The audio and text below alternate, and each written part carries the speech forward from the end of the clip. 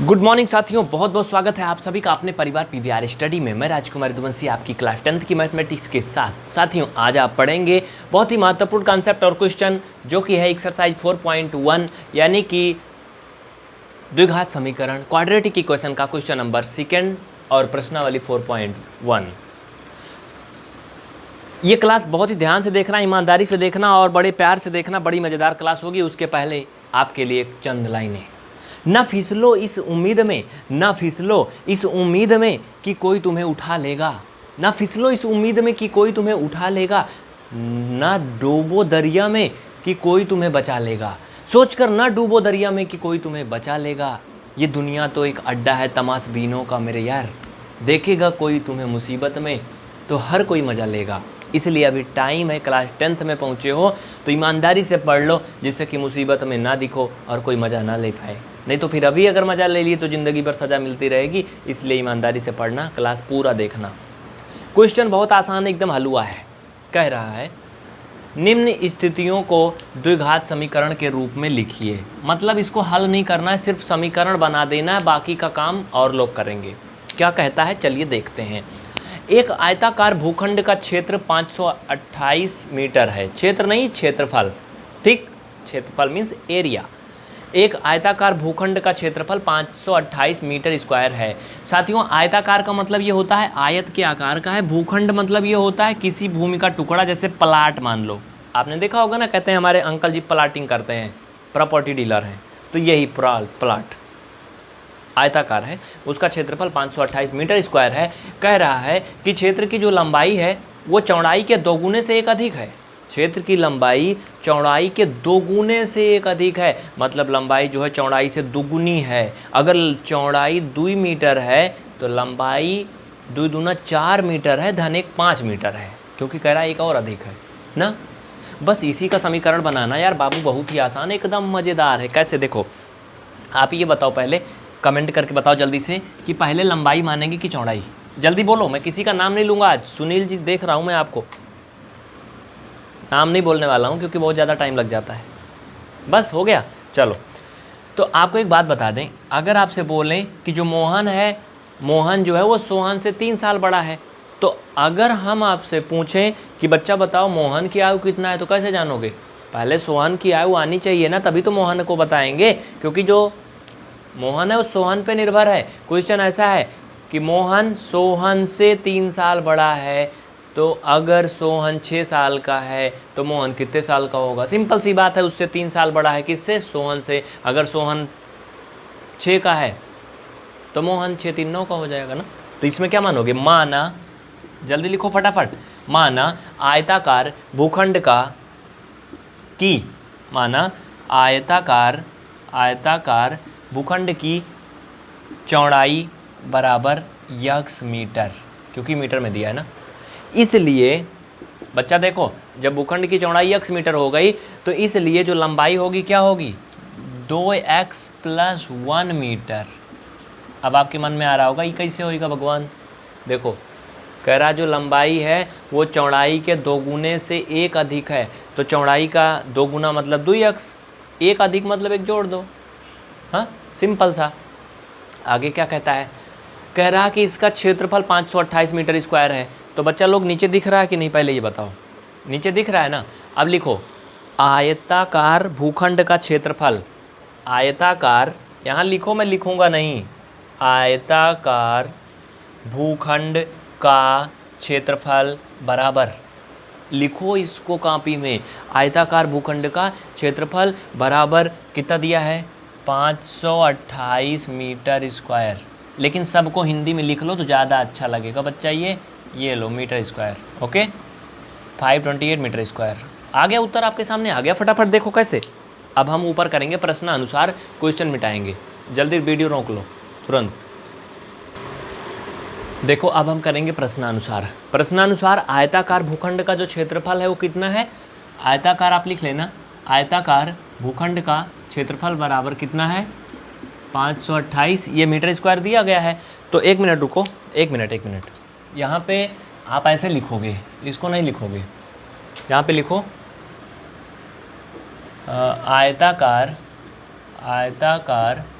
भूखंड का क्षेत्रफल बराबर आयत की लंबाई, आयत नहीं आयताकार, आयताकार भूखंड की लंबाई गुणे चौड़ाई। ठीक है, आयताकार भूखंड की लंबाई गुणा चौड़ाई।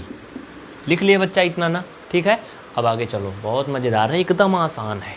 ठीक, इतना हो गया। अब देखो, आयताकार भूखंड का क्षेत्रफल चूंकि हमें दिया है 528 मीटर स्क्वायर, तो आप इधर लिखोगे 528। अब मीटर स्क्वायर हर जगह मत लिखो, लास्ट में लिख देना। लंबाई कितना है बच्चा लोग, देखो 2x + 1 इंटू चौड़ाई कितना है x, चूँकि हमने माना था। बस यही हल करना है, पूरी कहानी इतने में ही है। ये 528 हो जाएगा, गुणा करोगे 2x² + x हो जाएगा। अगर आप लोगों को ये नहीं समझ में आ रहा तो जीरो लेवल देखो ये कैसे हो रहा है, क्योंकि यहाँ पे ये नहीं बताया जाता है। ठीक है, 2x का मल्टीपल x में हुआ तो 2x² हुआ, और x का 1 में हुआ तो x हो गया। इस तरह से इधर आएगा ये बच्चा लोग, तो 2x² + x माइनस 528 बराबर 0 आएगा। और यही समीकरण हमें लिखना था ना। कैसे किया हमने, इसको पूरा इधर ले आया, हाँ, और उसको उधर ले जाओगे, हिसाब किताब कर लेना, 10th में पहुँचे उतना तो आता ही है। नहीं आ रहा होगा तो कमेंट करके बता देना कि मुझे नहीं आ रहा। ठीक है, और अगर अभी तक चैनल को सब्सक्राइब नहीं किया तो जल्दी से कर लीजिए और बेल आइकन ऑन करिए, जिससे कि आप इस तरह से पढ़ सकें। बहुत जल्दी करें। क्वेश्चन नंबर दूसरे की तरफ आगे बढ़ते हैं। एक्सरसाइज 4.1 आप जान रहे हो, क्लास 10th की NCERT मैथमेटिक्स से बच्चा ये कह रहा है कि दो क्रमागत धनात्मक पूर्णांकों का गुणनफल गुणनफल 306 है। हमें पूर्णांकों को ज्ञात करना है। तो एक्चुअली यहाँ पूर्णांक नहीं ज्ञात करना, अपने बुक में देखो तो वहाँ पे कहा गया, मोटा मोटा ऊपर लिखा गया है, निम्न स्थितियों को द्विघात समीकरण के रूप में निरूपित कीजिए। मतलब हमें इन स्थितियों को देख करके द्विघात समीकरण बनाना है बस। तो आप लिखो, क्या लिखोगे, देखो यहाँ पे अगर आप ध्यान दो तो जो मुख्य बात है वो क्या है, पूर्णांक, धनात्मक पूर्णांक। जैसे अगर एक मान लो हमने ले लिया एक पूर्णांक 1 है, तो अगला धनात्मक पूर्णांक क्या होगा, 2 होगा, अगला धनात्मक पूर्णांक 3 होगा। लेकिन ये तो भैया चर पद है, कांस्टेंट है। लेकिन अगर हम x ले लिए तो अगला धनात्मक पूर्णांक x + 1 होगा। कैसे, देखो, अगर x की जगह पे हम 1 मान लें, x की जगह पे 1 मान लें, तो अगला धनात्मक पूर्णांक देखो 2 आ रहा है कि नहीं, आ रहा है ना। अगर हम x की जगह पे यहाँ पे देखो 2 मान लें, तो अगला धनात्मक पूर्णांक 3 आएगा ना, बोलो आएगा ना, आएगा ना। इसका मतलब ठीक है ना। अगर क्रमागत धनात्मक पूर्णांक मानना है तो पहले x मानना पहले को, दूसरे को x + 1, मतलब 1-1 के अंतराल पे मानना। एक बात और यहीं पर बता दूं, अगर दो क्रमागत सम धनात्मक पूर्णांक मानना है या विषम मानना है तो 1-1 छोड़ के मानना। पहला x, दूसरा x + 2, तीसरा x + 4, ऐसे मानना, 2-2 का अंतराल होगा। ठीक है, चलो, माना पहला क्रमागत धनात्मक पूर्णांक बराबर x। फिर आगे लिखोगे दूसरा क्रमागत धनात्मक पूर्णांक = x + 1। कह रहा है कि इनका गुणनफल 306 है। तो बच्चा लोग आप एक काम करो, यहाँ पर लिख दो प्रश्नानुसार, अकॉर्डिंग टू द क्वेश्चन, इनका गुणनफल 306 है। मतलब x × x + 1 का जो गुणनफल है वो कितना आता है, 306 आता है। बस इसी का समीकरण बनाना था, बना दो प्यार से, बड़े आराम से आ गया, जल्दी से हो गई बात ख़त्म। गुणा कर लो, x का स्क्वायर हो जाएगा, x का 1 में होगा तो x हो जाएगा, बराबर 306 हो जाएगा। इधर साइड में लिख दूँ फाइनल उत्तर ना, देखो ये 306 उधर ले जाओ, बस हो गया, x² + x माइनस 306, ये हो गया आपका आंसर। इसमें कोई लफड़ा नहीं होना चाहिए ना। कितना आसान है, वेरी सिंपल सा यार, जल्दी से लिख लो। अगर अभी तक आपने चैनल को सब्सक्राइब नहीं किया तो जल्दी से करिए और बेल आइकन ऑन करिए, जिससे कि आप इस तरह से सारे वीडियो देख पाएँ और हर एक पार्ट को हल कर पाएँ। जय हिंद। आगे बढ़ते हैं, अभी जाना मत, अगला भी है। देखो बच्चा, आपकी तीसरा पार्ट देखना है, ठीक है, बहुत ध्यान से देखना। एक्सरसाइज 4.1 क्वेश्चन नंबर 2 का 3rd पार्ट। बहुत आसान क्वेश्चन है, एकदम सिंपल सा है, थोड़ा सा समझ लो बस ठंडे दिमाग से। कह रहा कि रोहन की माँ उससे 26 वर्ष बड़ी है। रोहन की माँ, देखो माँ तो दुनिया में सबसे एक बड़ी अजूब और कीमती, मतलब क्या बोलें, जो भी ये सब कुछ होती है। तो माँ तो हमेशा बच्चे से बड़ी ही होती है ना। रोहन की माँ क्या है, उससे 26 वर्ष बड़ी है।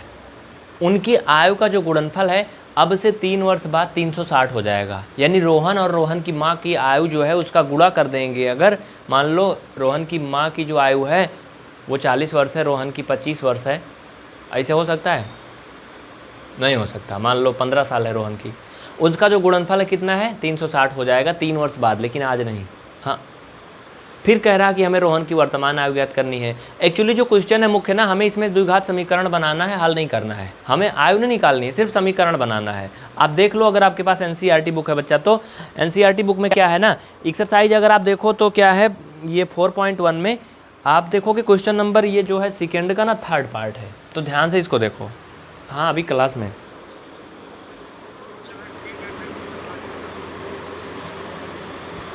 अगर आपके पास बुक है तो आप देख लो, पेज नंबर है बच्चा ये 82 है एनसीईआरटी बुक में। एक्सरसाइज 4.1 है, प्रश्नावली 4.1 है, क्वेश्चन नंबर सेकंड का 3rd पार्ट है। कह रहा है कि निम्नलिखित स्थितियों के आधार पर द्विघात समीकरण का निरूपित कीजिए, द्विघात समीकरण बनाइए। चलिए, रोहन की माँ उससे 26 वर्ष बड़ी है, उनकी आयु का गुणनफल अब से 3 वर्ष बाद 360 हो जाएगा।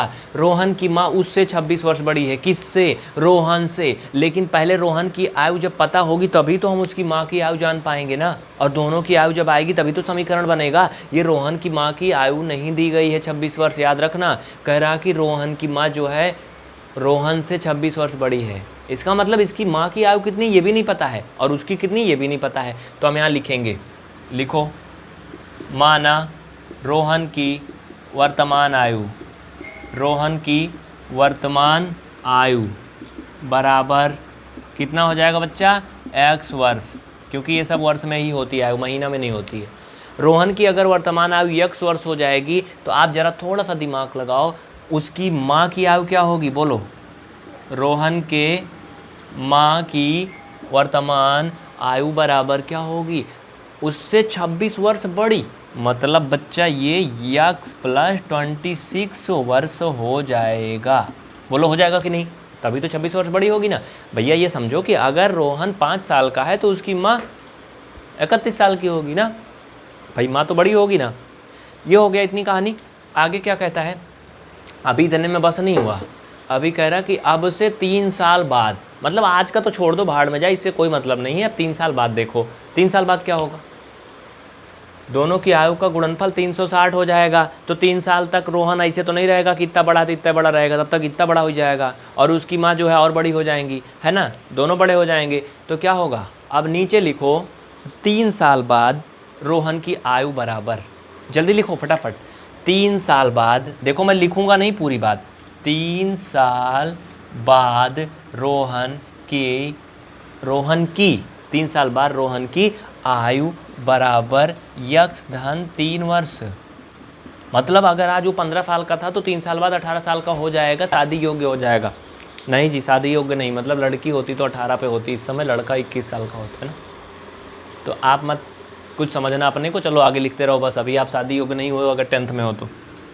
3 साल बाद कितनी का हो जाएगा रोहन, x + 3।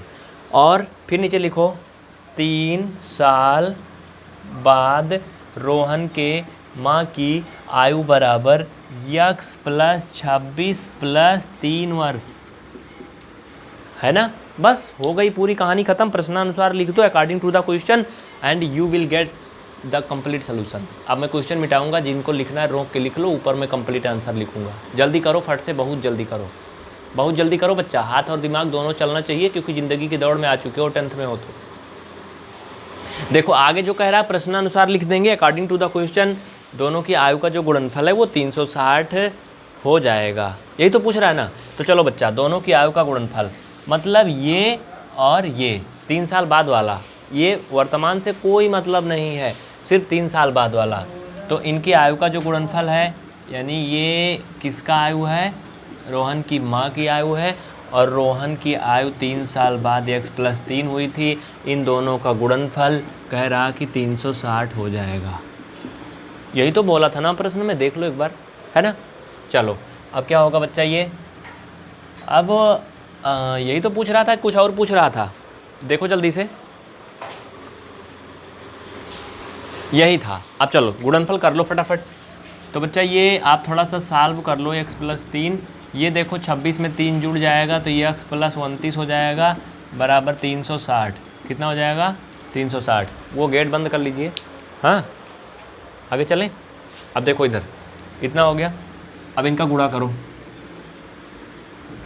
मल्टीपल करो फटाफट। चलो देखो कैसे, इनका दोनों का गुणा करो बच्चा। पहले यक्स को पकड़ के इसमें पूरे में गुणा कर दो। तो यक्स का गुणा यक्स में करोगे तो मैंने बेसिक मैथ में सिखाया है, एक्स का स्क्वायर हो जाएगा, बीच में प्लस, फिर यक्स का मल्टीपल 29 में करोगे, 29 में करोगे तो ये 29x हो जाएगा। इतना हुआ।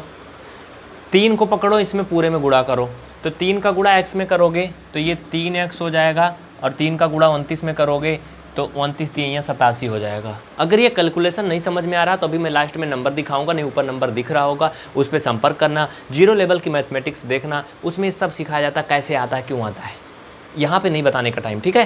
तो जीरो लेवल वाला देखना अगर नहीं समझ में आया तो। इक्वल कितना हो जाएगा? 360। ओके, अब क्या करोगे सोचो, 29x और ये 3x, देखो यार ये जुड़ जाएगा, ये जुड़ के कितना हो जाएगा? 29 3 हो जाएगा बच्चा ये 32x, यक्स का स्क्वायर प्लस 32x और प्लस ये 87 माइनस का 306 बराबर 0। ऐसा क्यों किया? क्योंकि हमें द्विघात समीकरण बनाना है और राइट हैंड साइड यानी कि दाहिना पद 0 करना है। इसके बाद ये दोनों प्लस माइनस घट जाएंगे और फाइनल में आंसर ना हम लल की पेन से लिखेंगे। कितना आएगा? यक्स का square plus 32x minus 273 equal 0। तो बच्चा लोग घटा लो, इसको घटा के बताना अगर कुछ गड़बड़ होगा तो। 306 से 87 घटा लो, घटाना बहुत आता है आप लोगों को। ये हो गया इसका फाइनल आंसर। उसके बाद चलिए आगे बढ़ते हैं। अगर अभी तक आपने चैनल को सब्सक्राइब नहीं किया तो जल्दी से कर लें और बेल आइकन ऑन करें, जिससे कि आप पढ़ सकें और सीख सकें और दूसरों को भी सिखा सकें। इस वीडियो को अपने दोस्तों में शेयर करें जिससे कि वो भी पढ़ सकें। क्लास हर दिन सुबह चलती है 8 बजे से। 8 बजे के बाद भी आप कभी भी देख सकते हो अगर चैनल सब्सक्राइब किए हो तो। किसी प्रकार की सहायता के लिए ऊपर नंबर दिया गया, 2 नंबर दिया गया है। कोई व्हाट्सअप का नंबर और फ़ोन का नंबर नहीं देता यूट्यूब पे, लेकिन हम आपसे डायरेक्ट जुड़ते हैं। आप नंबर ले लो फटाफट। अगला क्वेश्चन देखो ध्यान से, कह रहा है, इसी में का अगला क्वेश्चन है, एक्सरसाइज 4.1 का है बच्चा ये, क्वेश्चन नंबर दूसरा का चौथा पार्ट। और हाँ, ये क्लास आपके PVR study class 9th and 10th पर कंप्लीट चलती है। आप इस चैनल को जरूर सब्सक्राइब करें। डिस्क्रिप्शन में देखो लिंक भी मिल जाएगी, या फिर नीले कलर का ये लिखा होगा, या फिर आप इसे यूट्यूब पे सर्च कर लेना। पूरा नाम लिख लो, PVR स्टडी क्लास 9 ही लिखोगे तब भी मिल सकता है, या फिर एंड का चिन्ह लगा के 10th भी लिख देना, मिल जाएगा। नहीं मिलेगा नंबर पर संपर्क करना। चलो इस पर चलेगी अगली क्लास अब, ठीक है। कह रहा कि एक रेलगाड़ी 480 किलोमीटर की दूरी को एक समान चाल से तय करती है। मतलब एक ट्रेन है, मान लो आपके घर से दिल्ली जा रही है। दिल्ली की दूरी सोच लो कि आपके घर से 480 किलोमीटर है और वो एक समान चाल से जा रही, मतलब मस्ती में जा रही, चाहे वो 80 किलोमीटर की स्पीड में या 70 के, लेकिन ज़्यादा कम नहीं हो रही है, कई स्पीड में जा रही। उसके बाद जो भी है फिर आगे कह रहा कि यदि इसकी चाल 8 किलोमीटर प्रति घंटा कम होती, मतलब जितने में जा रही है उससे 8 किलोमीटर प्रति घंटे और कम होती, तो दूरी को तय करने में वो 3 घंटे और ज़्यादा समय लेती। तो फिर हमें रेलगाड़ी की चाल ज्ञात करनी है। वास्तव में हमें चाल नहीं ज्ञात करनी, हमें द्विघात समीकरण बनाना है, क्योंकि क्वेश्चन के अकॉर्डिंग कह रहा है कि द्विघात समीकरण के रूप में इस कहानी को निरूपित कीजिए। देखो रेलगाड़ी की चाल निकालना है लास्ट में, तो हम जो लास्ट में है वही मानेंगे। आप नीचे लिखो हल, लिखो माना रेलगाड़ी की चाल बराबर यक्स किलोमीटर प्रति घंटे। हो गया, ये हो गई रेलगाड़ी की चाल। अब अगर आप ध्यान दो तो यहाँ पे दूरी पहले से दी गई है बच्चा। हाँ, दूरी बराबर दी गई है कितना? 480 किलोमीटर। अब हमें यहाँ से बहुत कुछ निकल जाएगा, चूँकि दूरी चाल की कहानी बहुत बचपन से हम पढ़े हैं। यहाँ पे आप लिखो समय बराबर, समय काहे निकाल रहे हैं पता है? क्योंकि यहाँ ये लल्लू लाल बोल रहे हैं कि अगर 8 किलोमीटर की जो चाल है प्रति घंटे कम हो जाए तो 3 घंटे ज़्यादा समय लेगी। इसका मतलब हमें समय निकालना होना ज़रूरी है ना। क्यों ज़रूरी है? क्योंकि जब वो अपने स्पीड में जाएगी जितने में जा रही है तो फिर कितना समय लगा रही, पहले हमें ये पता होना चाहिए ना, तभी तो हमें ये निकाल पाएंगे कि 8 किलोमीटर प्रति घंटे अगर चाल कम हो गई तो 3 घंटे कम समय लेगी। ये कहानी बाद में समझ पाएंगे ना, पहले तो हम ये समझें कि जब वो अपनी चाल से जा रही, अपने धुन में जा रही, तो कितना समय ले रही ना। तो समय बराबर क्या हो जाएगा जानते हो? समय बराबर होता बच्चा, क्या होता है? दूरी बटे क्या होगा? चाल, है ना, दूरी बटे चाल। क्योंकि चाल बराबर होता है, आप जानते हो, दूरी गुणे समय। होता है ना, तो क्या हो जाएगा ये हो जाएगा 480 मतलब दूरी बटे चाल यानी यक्स क्या हो जाएगा समय, ये घंटे। हाँ, इतने घंटे क्या लगेगा, समय लगेगा जब वो अपनी मस्ती में जाएगी तो। लेकिन अब इनकी कहानी पे चलते हैं। दूसरा जो कह रहे हैं कि यदि उसकी चाल 8 किलोमीटर प्रति घंटे कम होती तो वो 3 घंटे अधिक समय लेती। आप इसे नोट कर लो, छाप लो, फिर मैं आगे लिखता हूँ क्योंकि मैं मिटाऊँगा इसको, ठीक है।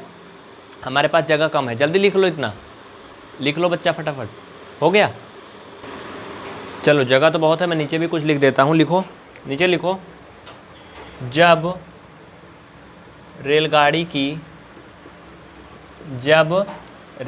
की चाल, नीचे लिखो, जब रेलगाड़ी की चाल 8 किलोमीटर प्रति घंटे कम हो जाती है तब नई चाल बराबर। हाँ, या फिर ये पूरी कहानी मत लिखो, ऐसे लिख लो, रेलगाड़ी की नई चाल बराबर, जैसे आप समझो, चाहे इतना लिख लो चाहे आप लिख लो, पूरी कहानी ही लिख लो। जब रेलगाड़ी की चाल 8 किलोमीटर प्रति घंटे कम हो जाती है तब नई चाल बराबर यक्स माइनस 8 किलोमीटर प्रति घंटे। ठीक, इतना हो गया ना। आगे चलें, बहुत अच्छे, वेरी गुड। अब क्या करोगे, दूरी बराबर, देखो बच्चा दूरी अभी भी वही है, दूरी में कोई अंतर नहीं है, दूरी वही है। अब आप नया समय निकालोगे, क्या करोगे, नया समय निकालोगे। वीडियो को पीछे करके लिखना अगर नहीं लिख पाए हो तो, ठीक है, वीडियो थोड़ा पीछे कर लेना, लिख लेना पूरी कहानी। अब क्या करोगे, अब निकालोगे समय, तो समय बराबर फिर वही सूत्र लगाओगे, कौन सा, जो अभी आप लगाए थे वही लगाओगे। समय बराबर क्या होगा, दूरी बटे चाल ना, दूरी बटे चाल ना बच्चा, यही ना, तो दूरी बटे चाल मतलब 480 बटे चाल मतलब यक्स माइनस 8। ये हो गया नया समय। इसे लिख लो समीकरण, चाहे 2 लिख लो। समीकरण 1 बना था, हमें याद है, 480 बटे यक्स, यही बना था ना, यही बना था ना। अब मैं क्वेश्चन मिटा ना दूँ, हाँ, क्वेश्चन मिटा के ऊपर हल कर लेता हूँ। आप पीछे देखना, इसके पहले जो हुआ उसको नोट करे हो तब समझ में आएगा, नहीं लिखे हो समझ में नहीं आएगा, इसलिए लिखते जाओ सब। अब देखो प्रश्नानुसार क्या होता है, जो आपकी अभी चाल आई थी पहले और जो बाद में, दोनों को बराबर करोगे, सॉरी चाल नहीं समय, तो पहले जो समय आया था वो कितना आया था बच्चा लोग, 480 बटे यक्स घंटे ना। उसके बाद प्रश्नानुसार क्या कह रहा है कि जब उसकी चाल 8 किलोमीटर प्रति घंटे कम हो जाती है तो वो 3 घंटे और अधिक का समय लेती है उसी दूरी को तय करने में। यानी कि जो 480 बटे यक्स माइनस 8 का समय ले रही थी, इससे 3 घंटे का और ज़्यादा समय लेगी। अब ये नई कहानी है इसकी, ठीक। इसी को हमें हल करके क्या करना है, इसी को हमें हल करके समीकरण बना देना है। चलो देखो, ये हो जाएगा 480 बटे यक्स, ये पूरा उधर से इधर आ जाएगा तो माइनस का हो जाएगा 480 बटे यक्स माइनस 8 बराबर 3। हाँ, इसका क्रॉस मल्टीपल करोगे बच्चा लोग तो ये हो जाएगा 480 यक्स माइनस 8 का गुणा करोगे पूरे में, 8 0 8 64, 8 चौक 32, 6 38, इतना हो जाएगा, क्योंकि हमने यक्स माइनस 8 का 480 में गुणा कर लिया। यक्स का गुणा 480 में करोगे तो 480 यक्स हो जाएगा। हो गई कहानी, समझ में आई ना। यक्स का गुणा इसमें पूरे में करोगे जब बच्चा लोग तो क्या हो जाएगा, यक्स का एक्स में एक्स स्क्वायर, यक्स का 8 में 8 एक्स। ये बराबर का जो 3 था वैसे रहेगा, इस पर कोई फ़र्क नहीं पड़ने वाला है। ये भैया प्लस में है, ये माइनस में है, कट गए, काम ख़त्म, छोटे हो गए। हाँ, आगे क्या होगा, अब इसके नीचे 1 लिख लो। अब क्रॉस मल्टीपल होगा, क्रॉस मल्टीपल होगा तो ये 3x का स्क्वायर माइनस 3 8 24 यक्स बराबर क्या बचेगा, ये देखो ध्यान दो, माइनस में है तो वो माइनस का माइनस ही रहेगा कि प्लस हो जाएगा, सोचो और बताओ। ये माइनस में है, अगर गुणा होगा तो यहाँ प्लस वलस का कोई कंडीशन नहीं है, वो माइनस में ही रहेगा। 38 40, हाँ ठीक, इतना बात समझ में आ रही ना। लेकिन आपको यहाँ पर कुछ चीज़ें बड़ी अजीब सी लग रही होंगी। वो क्या है कि मैंने थोड़ा सा इसको शार्ट करके उल्टा लिख दिया ना, तो मैं जैसे वैसे ही लिख देता हूँ। इधर साइड में देखो आप लोग, मतलब वही होगा, माइनस का 300 ये 38 40 और इक्वल 3 का गुणा जब करोगे तो मैं थोड़ा सा और विस्तार कर दे रहा हूँ इसमें पूरे में ऐसे। ये समझ में आ रही ना बात। अब इस 3 का गुणा इसमें पूरे में हो रहा है और इस 1 का गुणा इसमें हो रहा है, तो ये मैंने लिख दिया, ठीक। अब देखो अब ये -3840 बराबर ये 3x का स्क्वायर माइनस ये 24x, चाहे जितनी भी लाइन बढ़ा लो समीकरण आ गया, समीकरण हो गया आपके सामने। ठीक है, अब क्या करोगे ना बच्चा लोग, इसमें देखो 3 से आप दोनों तरफ भाग दे दो, क्योंकि ये 3 से कट जाएगा। क्या होगा ये 3 से कट जाएगा। कट जाएगा कि नहीं कट जाएगा? 3 से कट जाएगा ना। अब इसको सिर्फ सॉल्व कर लो बस। देखो 3 से इसको काट दो, 3 एक कम 3, 3 से काटोगे 8x ना, और इसको 3 से काट दो, 3 एक कम 3, 3 दूना 6, 3 अठे 24, 0 1280 आएगा माइनस का। इसको सबको इधर ले आओगे तो आपको मिलेगा x का स्क्वायर माइनस 8 का x। क्यों? 8x ये बचा था, x स्क्वायर ये बचा था, माइनस का ये 1280 बराबर 0। ये हो गया समीकरण जो ये बनाने को बोल रहे थे। अगर नहीं समझ में आएगा तो कमेंट करके ज़रूर बताना। ये सवाल यहीं पे ख़त्म हो जाता साथियों। हाँ, अगर अभी तक आपने चैनल को सब्सक्राइब नहीं किया तो ज़रूर कर लेना। ऊपर नंबर दिया गया है, कोई प्रकार की अगर आपको बताना है कोई बात या कुछ भी पूछना है तो आप उस पर संपर्क कर सकते हो। ठीक है, आगे बढ़ें। चलिए देखिए, अब आगे कुछ नहीं बताना है। आज की ये क्लास यहीं पे ख़त्म हो चुकी, चूँकि ये सारे क्वेश्चन हो चुके हैं और आपका ये एक्सरसाइज ख़त्म हो चुका है 4.1। अगली क्लास में हम पढ़ेंगे प्रश्नावली 4.2 यानी कि एक्सरसाइज 4.2। तब तक के लिए आप इंतजार करिए, सुबह 8 बजे क्लास देखिए। जय हिंद। चलते चलते निवेदन होगा, इस वीडियो को दोस्तों में ज़रूर शेयर करना। अगर आप शेयर करोगे तो सारे वीडियो आपको यूट्यूब पर मिलेंगे, इसलिए खूब शेयर करना और लाइक ज़रूर करना। ठीक है।